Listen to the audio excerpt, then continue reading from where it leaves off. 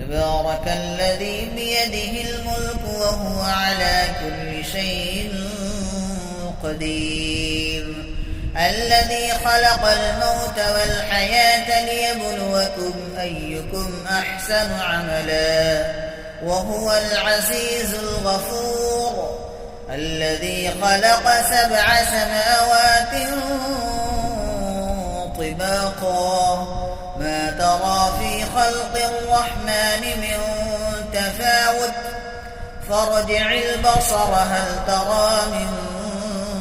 فطور ثم ارجع البصر كرتين ينقلب إليك البصر خاسئا وهو حسير ولقد زينا السماء الدنيا بمصابيح وجعلنا